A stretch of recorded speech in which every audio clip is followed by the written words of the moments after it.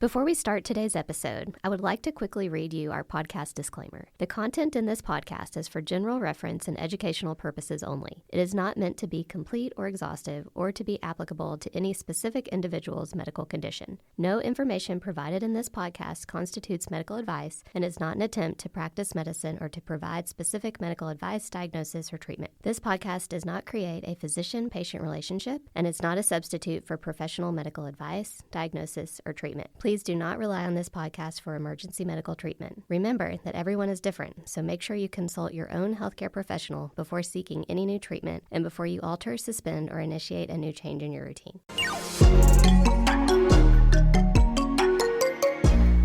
Welcome to The Starting Gate. We're your hosts, Dr. Kitty Dotson and Dr. Sarah Sheets, two internal medicine doctors who spent years practicing traditional primary care.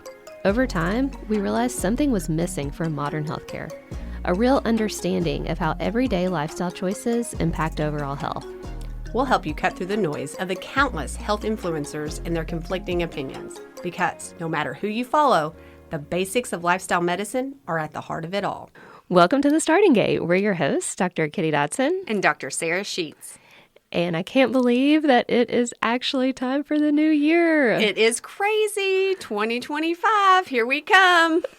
So this is the time that a lot of people really start to reflect and think about goals and possibly resolutions for the new year. So we really wanted to make sure we address that with you and hopefully try to help you be more successful with that. About a third of Americans make New Year's resolutions, and 43% of people have given up by the end of January. And that only gets worse as the year goes on. So we really want to help you, if you're in that third of Americans that wants to make a resolution, be one that actually gets it to stick to the end of the year. And we also know the top 3 of those resolutions are things that we like to talk about: exercising more, eating healthier, or trying to lose weight. In that, if that's one of your resolutions, we want to help you today learn how to pick the right goals and how to make them stick. And we're going to do this in a way to help you think about meaningful goals as well as creating SMART goals. We're going to bring up that topic today, and strategies to use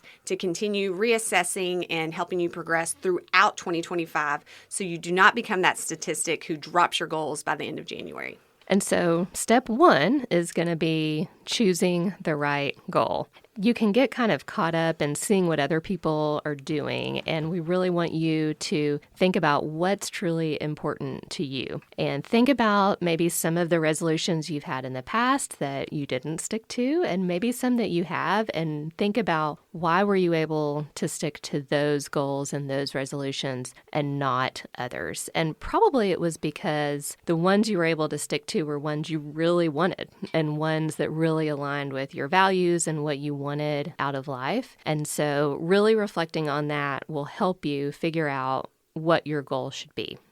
And if there is an area that you are trying to have a positive impact, whether it's your health, relationships, career, thinking about yourself personally and trying to really not focus on what other people are doing, because sometimes we get caught up in that. Everyone's talking about the resolutions and you want to jump on the idea of being in a group that is trying to do something maybe more extreme. But if it's not aligning with what you are trying to change in your life, you're not setting yourself up for success. So taking that time to really reflect on what you need to happen in 2025 before you make any of your goals. Yeah. And, sometimes it can be easy to see all these people maybe making fitness goals or diet goals, and you see them looking good and feeling good. And really, that may not be what you want to focus on. Maybe what you need to focus on before you head down one of those goals is working on yourself and your mindfulness and your positive attitude and those kind of things. So maybe if you're not feeling like you really are ready to commit to some of these other goals, think about really what is it that you need to get from yourself to then start on some of these other goals. And Kitty and I always love giving examples because it's helpful for you to see what we're even talking about. So we want to take one of the most popular resolutions that people use, and it's just to be healthier.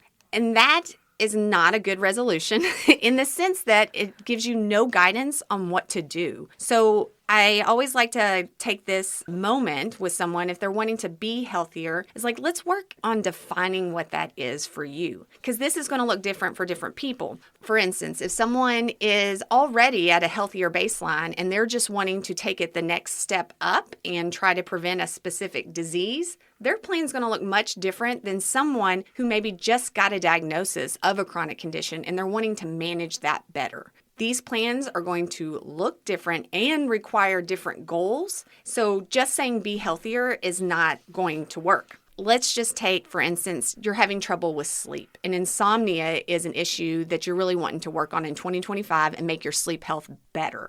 I would take a moment to think about, what is my current sleep routine? What does that look like? What are my sleep habits? And reflect on, again, those 6 pillars of lifestyle medicine that we've talked about: nutrition, physical activity, sleep health, stress management, social connection, and risky substances. And think about your personal life and how each of those may be impacting your sleep. If there is one pillar that really stands out that could use a lot of work, that's what you lean into when you're making your resolution. Instead of giving this overarching idea, I just want to get healthier and sleep better, this will give you an actual action plan when you distill it down to something more specific. Yeah, and even, if you're thinking about, I would like to have some sort of goal based around my health, it could be, I have diabetes or I have blood pressure, and my goal is I really want to reduce my medications for those. That would be a great thing to think about, and you really want to narrow that down. Or if you find that maybe you worry about things around your health, like you have multiple people in your family that have had dementia or cancer, or people that have died younger than they should have with cardiovascular disease, then that would be a good time to engage your doctor and say, these are things I worry about. I really want to be proactive about it this year, and work with them to help kind of figure out what those goals should look like to get to where you're not worried about it as much. Sometimes it may not be a quick answer to be able to write that down on January 1. And so I just want to encourage you, if you come up with this get healthier resolution, is taking the time to unpack that to set yourself up for success. And once you're actually able to come up with a better plan, then you can do step 2, which is making smart goals. And that's really something that we want to give a lot more information on today, because both Kitty and I have seen personally, as well as working with patients, the power of a SMART goal versus something that is more of an overarching resolution that we talk about in the new year. So Kitty, can you start out by explaining to our listeners what is a SMART goal? SMART is an acronym for specific. So you want the goal to be narrowed down and very specific. So just kind of like we were just talking about, not I want to be healthier, but I want to reduce the number of blood pressure medicines I have. So getting more specific, we want it to be measurable. And that's really important and can be kind of tricky depending on what your goal is. Certain things are easy to be measurable, like I want to be able to run 6 miles at once by the end of the year. It's easy to measure that. How far did you run? But if you have a goal that's more like, I want to have less stress and I want to be more connected with my friends and family this year, then you're going to have to really focus on how are you going to measure that. But you can make any goal measurable. You just need to figure that out. So we've got specific, measurable, achievable, be realistic, relevant to what's going on in your life, and then time bound. And that kind of goes with the specific and measurable, really setting times for how you're going to look at that. When we're talking about these SMART goals, I think the best way to show you what they look like is to give you examples again. So one of our most popular ones that we talk about is I want to exercise more. So how can I make that into a SMART goal? Let's say that you're wanting to build a walking habit. Something that you could get started with is I will walk for 20 minutes, 5 days a week for the next month.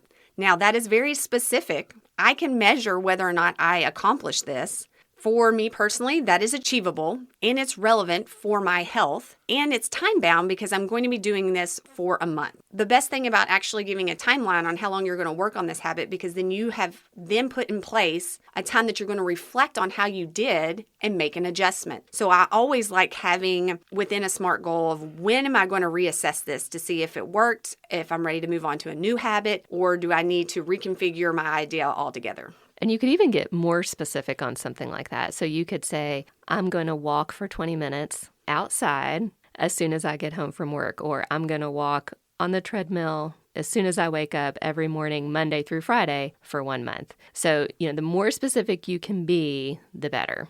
If you accomplish this, you can check the box. Our brain loves having that connection of like, ooh, I achieved my goal. Whereas if you're just saying, I want to exercise more, and maybe you walked a day or two, you still don't have that feeling of accomplishment because you're unsure of what you were trying to actually achieve with that goal of exercising more. So another example would be, I want to eat healthier. So a better way to do that, and a SMART goal will be, I will add a serving of fruit to my lunch 5 days a week and a serving of vegetables to my dinner 5 days a week for the next month. This is one that we get really bogged down quickly, and so much we do the all or nothing approach when it comes to nutrition. I'm just going to eat healthier. I'm going to revamp how I do everything, and it's not achievable. So when we're thinking about those SMART goals, we're making sure that we can accomplish this. I really encourage you to think about, if I'm wanting to eat healthier, even if you're wanting to think about the whole year, is think about each month what you can do to move yourself to eating healthier. And, if it's fruits and vegetables this month, maybe the next month it's a goal of talking about increasing fiber. The next month I'm going to work on added sugar. And then over 12 months' time, you have totally revamped how you are eating, and it was achievable that way.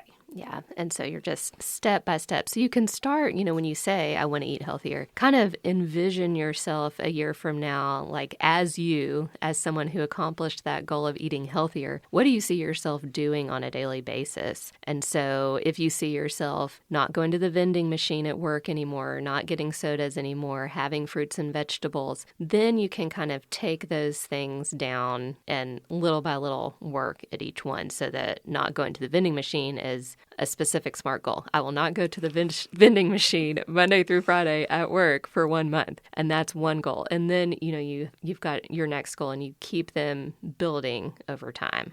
If stress is something that you're thinking about in 2025 and know that you could do a better job of being organized, something to think about is making a part of your morning routine as a SMART goal of setting up your goals for that day. So that would be something that makes this a SMART goal. Every morning, I will wake up and write my 3 main goals of the day. So you are setting that precedent at the beginning of the day of what you're going to focus on. Or you could do something a little bit different, and you're wanting to journal as a part of your evening routine. And you set a SMART goal of, I will journal for 5 minutes before bed, Monday through Friday for 1 month. Hopefully you're catching on to these SMART goals as we give these examples.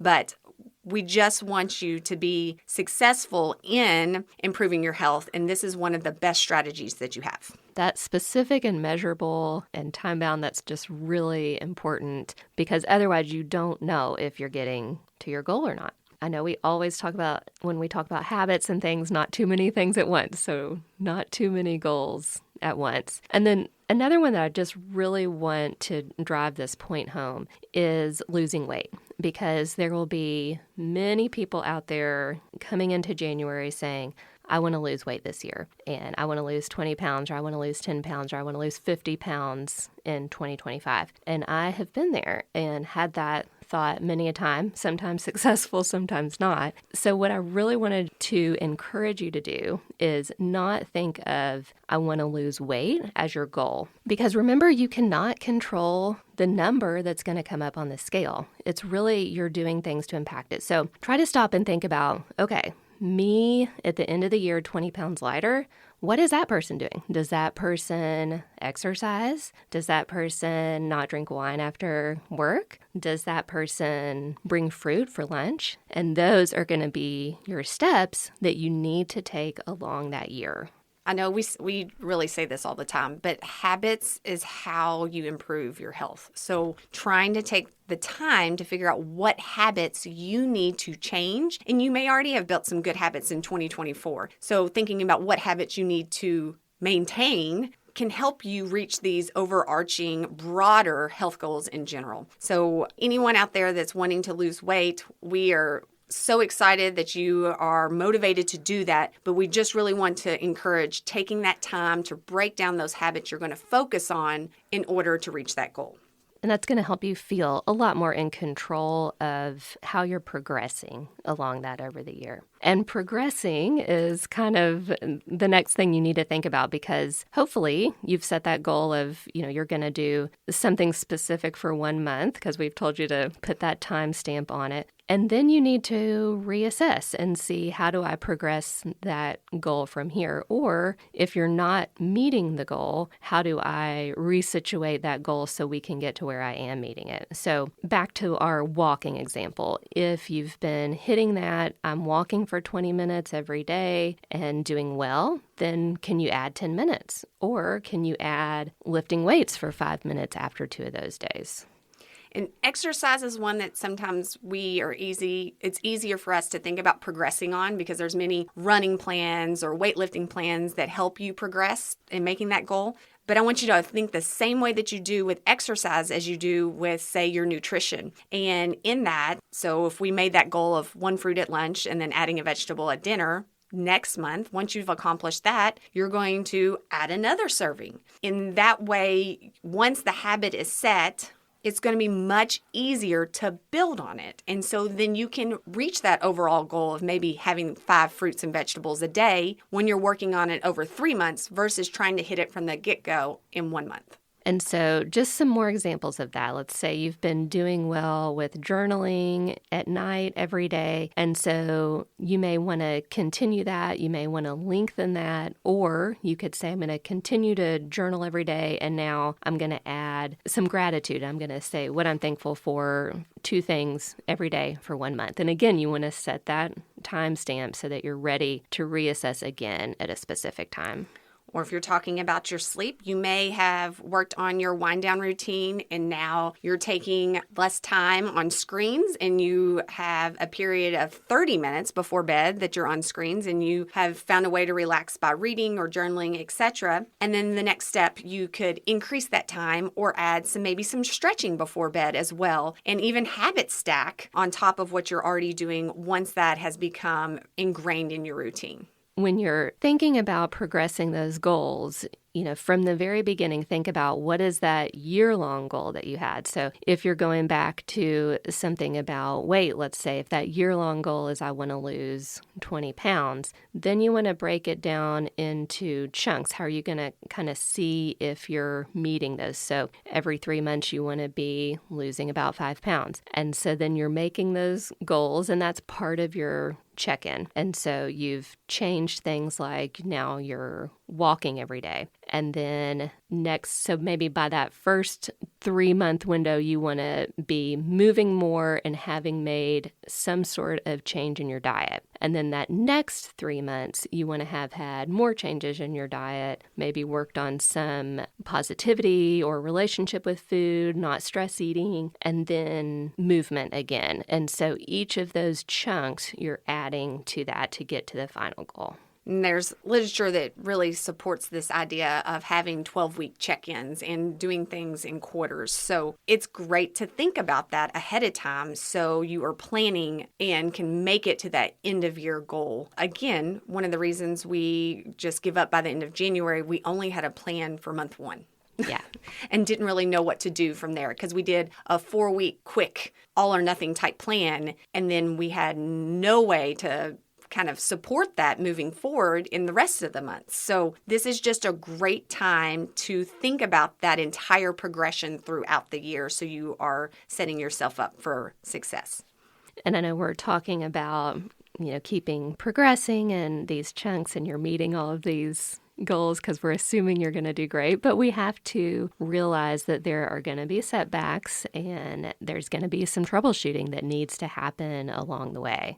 And I know we've done a show specifically just on setbacks, but we have to bring them up again in this show because it's important when you're thinking about your New Year's resolutions and your goals and planning for them. We do know that there are many ways that you can habit track per se in making sure that you're getting these things accomplished. And just to name a couple of apps that both of us have heard about or even personally used, just to give you something to look into, is Awesome Habits, Atomic Habits Tracker, Loop Habit Tracker, Habits specifically as an app. And then Kitty has a really cool one I'll let you explain about. Yeah, I heard about this one recently. It's called Habitica. And if you are someone that likes games, this would be the one for you because you put in your habits and it makes it into a game. And then you're earning rewards when you're completing tasks along your habit journey. And so if you like that kind of thing, that really might be a good motivator to keep you checking in. Because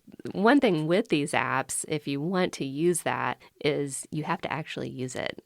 Otherwise, it's not going to work. If you're not recording or tracking, it's not going to work for you. And because you set yourself up and you made very smart goals, you're going to know whether or not you're accomplishing your habit. And so these are a great way to keep up with that. And it's also a great way when you're having a setback and starting to feel frustrated. I had a bad week. I didn't hit my habits. You can take time and look at one of these and look at all the progress that you have made. Because sometimes we get so upset at ourselves when we have a bad week. It makes us just want to throw our hands up and quit altogether. And we forget about what progress we had already made to get to that week. And so if you are doing something to monitor and follow these, it is that ability to provide reflection so you can stay motivated and know that you can continue this goal. Right. And so just check in with yourself again. Let's say you had made that goal in 2025 that you wanted to improve your sleep, and you have been really good about trying to make sure you're getting in bed at a certain time every night that was maybe 30 minutes or an hour before you used to go to sleep to try to improve that sleep time. But unfortunately, you're not falling asleep, and you're still not falling asleep until that other time. So maybe the actual measurable thing shouldn't be, this is when I'm going to get in the bed physically. Maybe you need to change that goal to, okay, now I'm going to make sure I turn off TV, computer, phone by this time, and that's a little bit earlier. So maybe changing the goal and making it a different measurable action will help you make better progress toward that big goal. Another big thing that happens is staying motivated. There is the idea of the fresh start effect that occurs at the beginning of the year that we just like when there's something new, right? A new month or a new quarter or a new year is really powerful because our minds like to do something different when we have these calendar changes, but that quickly fades away. So how do we ride that excitement up front and continue that motivation? That's again when we're going to have to tap into what is that intrinsic motivation that got me started to begin with, and taking the time to reflect on that. And if you didn't do that in the beginning, setting up time to do that now so you can have continued success and understanding where your motivation lies. Yeah, and maybe if you find that you've kind of lost your motivation and you're not doing what you said you would do, picture yourself really not achieving that goal. So if you had said, we can go back to sleep as an example, I really want to have good regular sleep by the end of this year. Picture yourself not meeting that goal. You haven't been turning off your phone. You haven't been,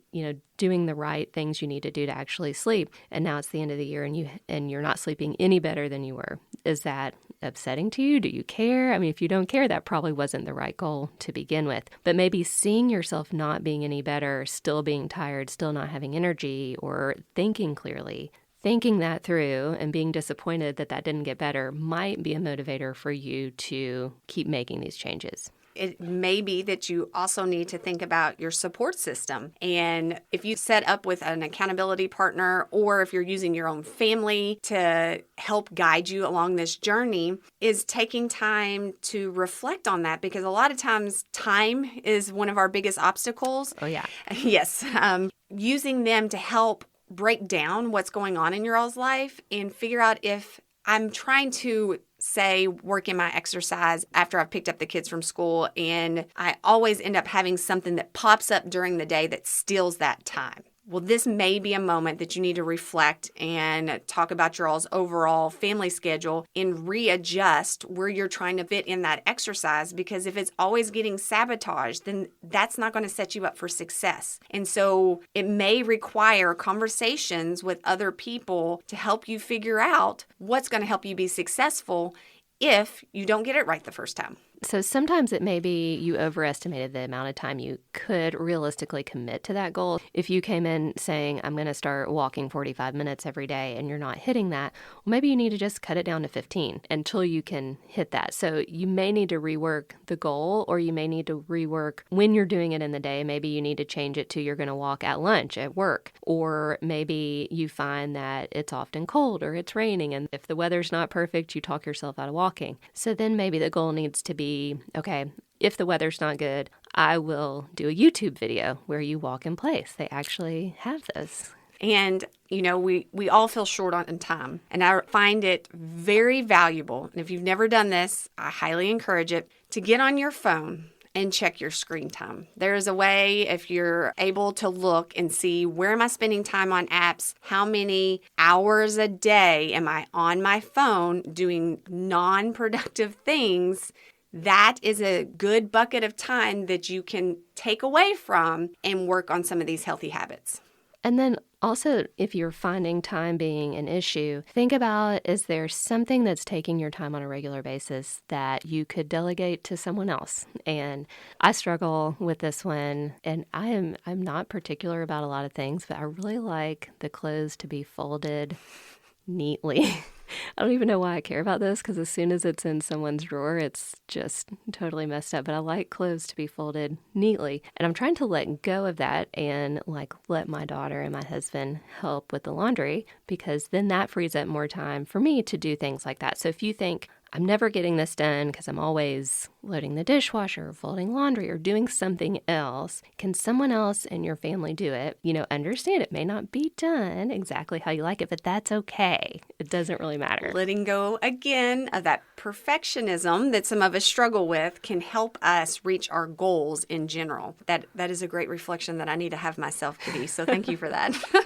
The next thing we want to talk about is, after you've thought about obstacles and setbacks, is what are some of those strategies that can really help you do this for a year, right? There's got to be some tips and tricks when it comes to this, and there are, and those are some that we want to break down for you today. One of those is tracking your progress. And, we mentioned tracking your habits and your progress, and especially when you're having setbacks and looking backwards. But watching what you have been able to accomplish is one of the biggest motivators we have. And in the moment, we forget about maybe where we were 6 months ago, and our motivation starts to go backwards, right? Because we quickly become accustomed to where we are right now. So I highly recommend doing some way of tracking and making yourself celebrate those milestones when you achieve them, because that's going to help your brain want to continue doing it.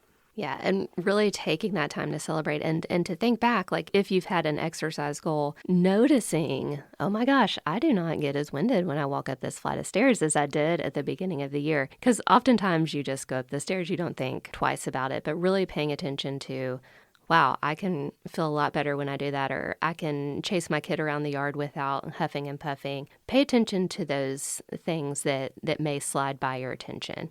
And I think this is a great one if you are on a weight loss journey and you have a plateau. I commonly see this with individuals, is you lose motivation because that scale number is not continuing to move as aggressively as maybe it did at the beginning of the year. It's so important to reflect on how you feel, because a lot of why we're trying to lose weight is to feel better.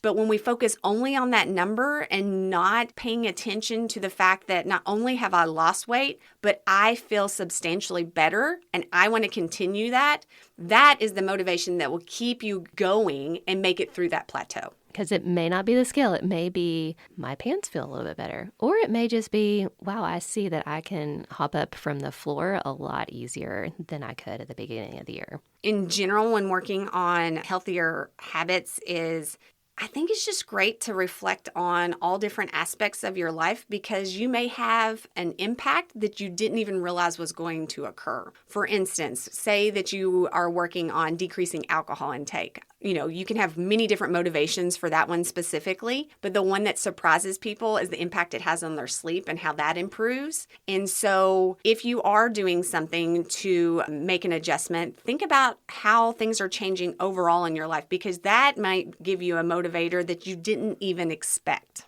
And one that I feel like we meant to mention, we've kind of forgotten to mention in here, is social connectedness, and trying to make that a goal is a good one. And one way you might be able to do that, if you have other goals you want to do, is maybe have social connectedness come in the form of an accountability group. So if you really want to work on getting more active, then is there a group of people in your life that you can work on that together with? There was a study by the American Society of Training and Development, and they showed that having a specific accountability appointment with someone, so an accountability partner, increases the likelihood of achieving a goal by 95%. That's a lot. Wow. Wow.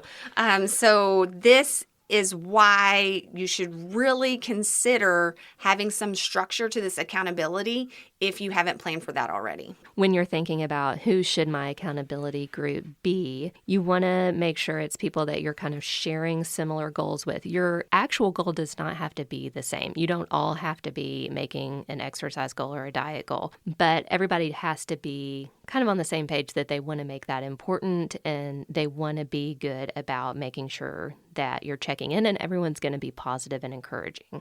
I also think when you're trying to find a good accountability group or partner is finding someone that you feel like you can be open with, because being able to be raw and, talk about a setback that you've had and struggles that you're going through is going to bring a lot more value to you versus someone that maybe you're not willing to talk through all these, because an accountability partner might be one of the best people to help you reflect on some of the obstacles you've already had in a year because they rode that wave with you and they can provide that great feedback, but it's going to require honest conversations and discussions in order to achieve that. Yes, you definitely want to be able to be open and honest. And that will help you too, because then if they're open and honest with you, then you can learn from their struggles and how they've been able to navigate certain roadblocks in order to be successful also. Everyone has their strengths and weaknesses, and there's no reason we can't lean into each other and learn from each other. So speaking of that, Sarah, you want to tell them what we're going to be putting out in the Better Health Library to help? Yes. So we know everyone's thinking about this right now, and we are developing a course to help you break down your goals and do these things that we just talked about on the show. So if you are struggling and have one of these overarching ideas of I want to be healthier, or I want to exercise more, or I want to eat better, and not sure how to take those steps in order to get to those SMART goals, I encourage you to hop on the betterhealthlibrary.com